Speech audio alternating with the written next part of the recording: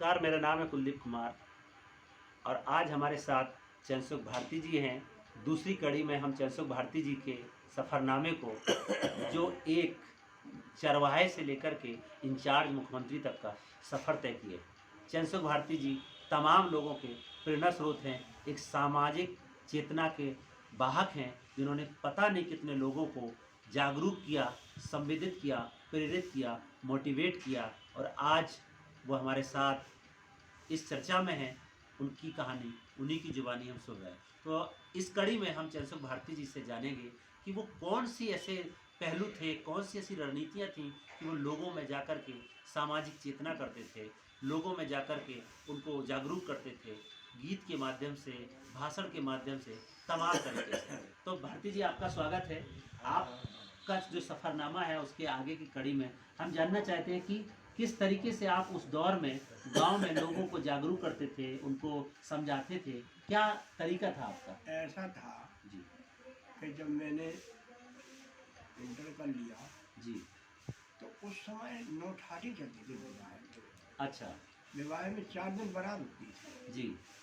एक दिन तो ऐसे ही रुकी रहती सामने थी। देख करके बोलिए। हाँ हाँ, तो उसमें जो है नौठारी चलती थी। जी। तो नौठारी में हम लोगों को, पढ़ने वाले लड़कों को छोड़ आपके समझूरी वालों को जोश बढ़ती थी। जी।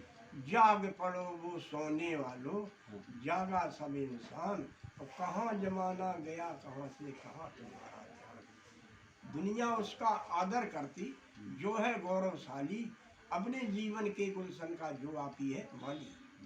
मानव का तन पाकर मानव सहता जो अपमान, अत्याचारी से भी बढ़कर उसका पाप महान। दबे दलित पीड़ित निराश नर, अगर तुझे है जीना, अन्यायों के लिए बहा तू अपना खून पसीना। तो भारती जी जो शब्द बोल रहे हैं, एक एक शब्द में एक बहुत बड़ी सीख है हम सब के लिए। हम आप सब सीख सकते हैं और हमारा सौभाग्य है कि हम उस शख्सियत के साथ बातचीत कर रहे हैं जिन्होंने यमुना के किनारे बसे गांव मऊ, जो चंबल का इलाका आता है, वहाँ पे जन्म लेकर के उत्तर प्रदेश की विधानसभा तक दस्तक दी। और उस विधानसभा में दस्तक ही नहीं, बहुजन समाज पार्टी के पहले खाता खोल विधायक बनते हैं। और जब बहन सुश्री मायावती जी विदेश जाती हैं तो 14 दिन के लिए इंचार्ज मुख्यमंत्री का 7 दिन के लिए इंचार्ज मुख्यमंत्री का चार्ज भी देके जाते हैं। तो उस सफ़रनामे को, जो उसने हर एक दौर को देखा है, हम उससे प्रेरणा ले रहे हैं। उस गीत के माध्यम से लोगों को, मैं भाषण के माध्यम से कैसे संचेतना लाते थे, तो क्या क्या तरीके थे? आप कौन कौन से गीत, कुछ गीत आपको बताना चाहें? हम लोग दम भरते थे क्योंकि जी। उसमें जमींदारी प्रथा से ऊपर उठा था व्यक्ति, जी। तो लोग दम भरते थे। दुखों की गरज क्यों न धरती है लाए, जी। लगातार इतने कलेजे कपाए, विपद पर विपद क्यों न आंखें दिखाए, मगर सूरमा है न जीवन गवाते, बलाएं उड़ाते हैं चुटकी बजाते। समझे ना? ऐसे जैसे मुसीबतें तो आती हैं, लेकिन बाल बच्चों को पढ़ाइए। हम नौठारी में समझाते थे, बाल बच्चों को पढ़ाइए। बाबा साहब को भी मैं पढ़ चुका था, तो शिक्षक बनो, शिक्षित करो, संगठन करो, तो विकास के लिए संघर्ष करो। बिल्कुल ऐसे में उनको समझाता था। नौठारी को खूब जंगे पैंट शर्ट, खादी पैंट पहन के सफ़ेद कमीज में जाता था, तो लोग हमसे बड़ा आते थे। कोई एक ऐसा गीत जो आप बताना चाहें, बहुत लोग आपको देख रहे हैं आपकी कहानी से। बाबा साहब का, चेतना का कोई गीत? ऐसा? अच्छा। तो जैसा है, एक हमारे कवि थे भिलौर के जी। तो ये गाड़ी भी बहुत चेतना की। बिल्कुल, तो वो चेतना गाड़ी आप हमारे लोगों को बताइए।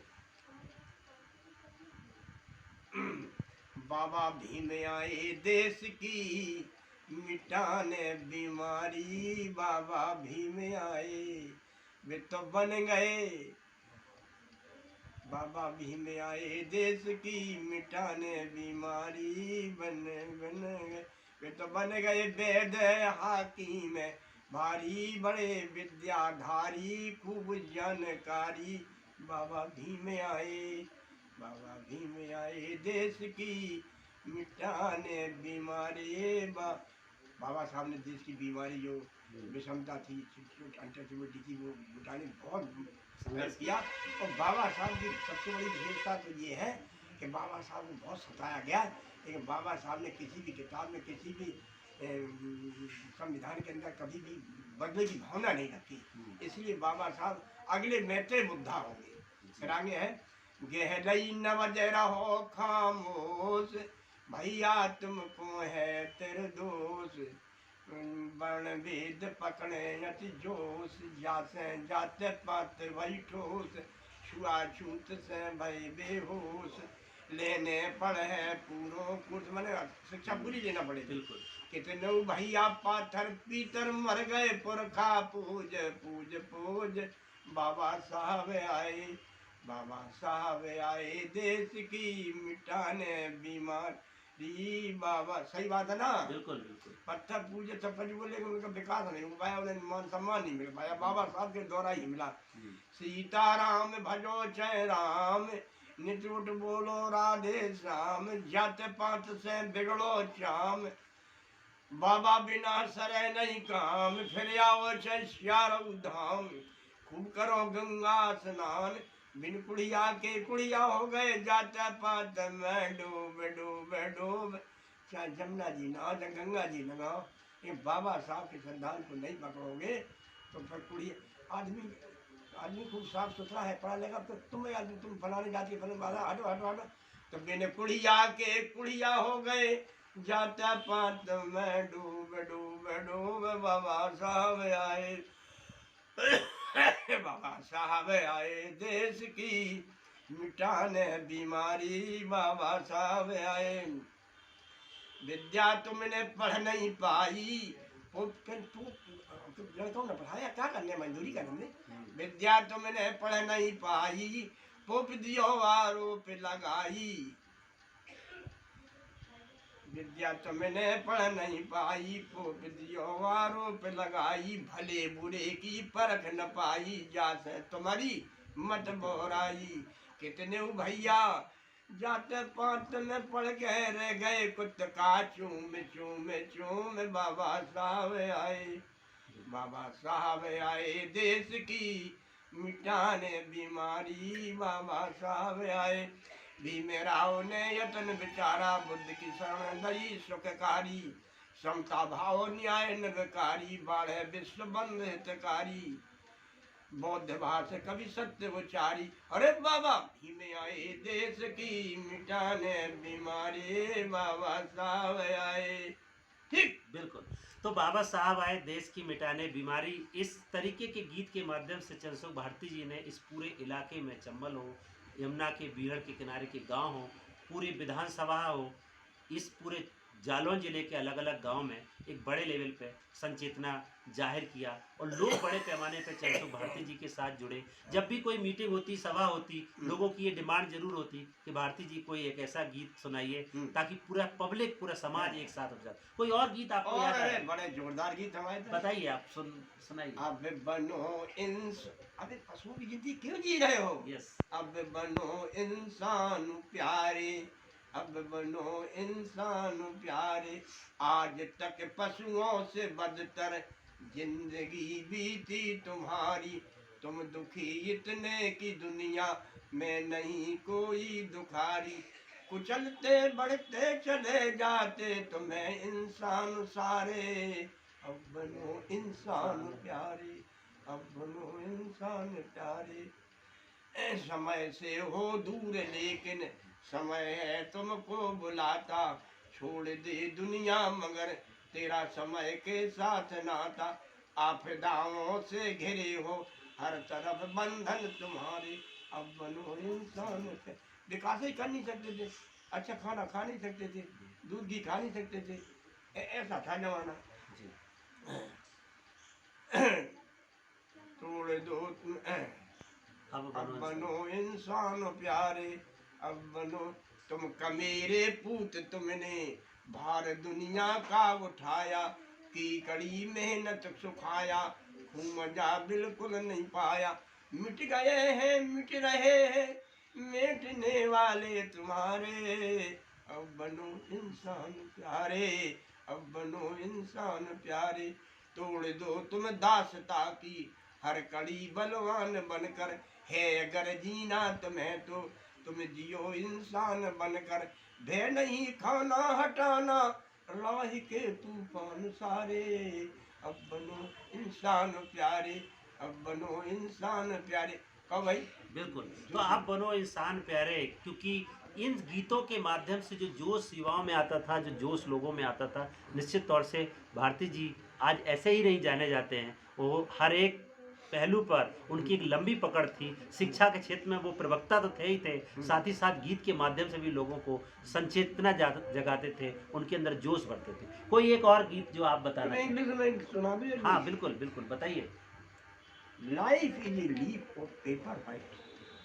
हम लड़कों को पढ़ाते हैं जी। और फिर उन्हें 15 जनवरी, 26 जनवरी 15 अगस्त, life is a leaf of paper white, you may can write after this come night. ये प्यारे बच्चों, तुम्हारा जीवन पूरे कागज के समान है। इस पर जितना अच्छा लिखना चाहो, जितनी अच्छी विद्या पढ़ करके इस पर छाप डालना चाहो तो डालो। एक ही फैक्ट्री का पैदा हुआ कागज, एक की रामायण बनती है, भागवत बनती है, धम्पति की, और तो तुम इनके कागज बनना चाहते हो कि ऐसे कागज बनना चाहते हो कि माता पिता तुम्हारे जो है मेलों के चलो भाई फैक्ट्री को कागज है, और माता पिता क्या करते भाई करकट और टट्टी भर करके बता डरे। तो तुम यार करकट के कागज बनना चाहते हो कि धम्पति के, रामायण के, बाइबिल के ऐतिहासिक पन्ने बनना चाहते हो? जो भरो, पढ़ो, मेहनत से पढ़ो। तो भारती जी न केवल हिंदी में, आप सोच सकते हैं उस पिछड़े इलाके में इंग्लिश में भी उन्होंने जो अभी हमारे सामने कविता रखी और उसका संदर्भ उन्होंने बताया कि हमें वो कागज बनना है जिस कागज की एक वैल्यू है, एक पहचान है। क्योंकि कागज तो कागज है, कि आप वो कागज बनेंगे जो नाली कूड़ों में डला पड़ता है, एक वही कागज है जो रामायण, धम्पद जैसे तमाम प्रसिद्ध ग्रंथों और एक बड़ी सी शब्दावली में जाता है, जिसको लोग पूजा करते हैं, जिसको लोग सम्मान देते हैं। तो कैसे जीवन को संवारना है, इस तरीके की प्रेरणा भारती जी हमारे समाज में हम लोगों को देते चले आए। कोई और गीत याद आ रहा है, 2-4 कड़ी या कोई शब्द आपको? और सुना है? हाँ, इंग्लिश में, हिंदी में? हिंदी में। हिंदी में हमने एक गीत ये बनाया कि जो दशा ऐसी की वही दशा है पिछले वर्ग की। जी जरूर सुनाइए, क्योंकि हमारे साथ बहुत से, क्योंकि बात कर रहे हैं भारती जी जो दलित समुदाय से आते हैं, लेकिन इस देश में अभी हम अगली कड़ी में भारती जी से बात करेंगे कि कैसे वो कांसीराम साहब के संपर्क में आए और पूरे देश में दलित और पिछड़ों का आंदोलन खड़ा किया, बहुजन समाज का आंदोलन खड़ा किया। लेकिन अभी हम बात कर रहे हैं उनके उस गीत की जो दलितों और पिछड़ों को संदर्भ में वो गा रहे हैं। एक तरह के दर्द हमारे, एक ही तरह के दर्द है की नसीबों के, एक तरह के दर्द हमारे, लाखों सदियां बीत गई हैं नफरत और तनाव में, लेकिन मानो अभी न लाया गया धूप से छाँव में। एक तरह के दर्द हमारे, एक तरह के दर्द हमारे, लाखों सदियां बीत गई हैं नफरत और तनाव में, लेकिन मानो अभी न लाया गया धूप से छाँव में। वैज्ञानिक क्षमता भरनी है थके हुए के पाँव में, लाखों सदियां बीत गई हैं नफरत और तनाव में। संतापों का जाल सहा है, संतापों का जाल सहा है, फिर भी पर सेवा करने के लिए संत ने सत्य कहा है। जहाँ न पहुँची अभी रोशनी, चलो चले उन गाँव में, लाखों सदियां बीत गई हैं नफरत। हम देते उपदेश नहीं है, करते भी आदेश नहीं है, सत्य न्याय के गीत हमारे, मात्र एक संदेश नहीं। अब तो शीघ्र लगाना ही है मलहम रिश्ते गाँव में, लाखों सदियां बीत गई हैं नफरत और तनाव में। जहाँ प्रेम परवेश नहीं है वहाँ धर्म भी शेष नहीं है, जहाँ प्रेम परवेश नहीं है वहाँ धर्म भी शेष नहीं है। बंधु संगठन के अभाव में रहा सुरक्षित देश नहीं है, लाखों सदियां बीत गई है नफरत और तनाव में। पिछले वर्ग के लोगों और शेड्यूल कास्ट के लोगों मिल जाओ, अपने अधिकार ले लो, किसी का अधिकार मत छीनो, अपने अधिकार ले लो। जहाँ प्रेम परवेश नहीं है वहाँ धर्म भी शेष नहीं है, बंधु संगठन के अभाव में रहा सुरक्षित देश नहीं है। क्या बात है। तो भारती जी ने जो 3 अलग अलग कड़ियों में बातें कही, निश्चित तौर से हम लोग बहुत बड़ी प्रेरणा ले सकते हैं, और यही गीत, यही संदेश वो कड़ी बने जिसने कांसीराम साहब के कारवा को गति दे दी और कांसीराम साहब का कारवा लगातार बढ़ता चला गया। इस देश में दलितों का ऐतिहासिक आंदोलन खड़ा हुआ, राजनीतिक पार्टी खड़ी हुई और उसी राजनीतिक पार्टी के पहले विधायक बने चंद्रशुभ भारती जी। आज की कड़ी में हाँ इतना ही। कल फिर भारती जी के साथ एक नई चर्चा, नई बात, उनके अगले सफ़रनामे को उन्हीं की जुबानी सुनेंगे कि कैसे उनकी मुलाकात कांसीराम जी से होती है और कैसे वो राजनीतिक सफ़र पर निकलते हैं और एक चरवाहे से लेकर के इंचार्ज मुख्यमंत्री तक का सफ़र तय करते हैं। आज की कहानी में इतना ही, कल फिर मिलेंगे। तब तक के लिए नमस्कार। जय धन्यवाद भीम, जय धन्यवाद संविधान। कुलदीप जी।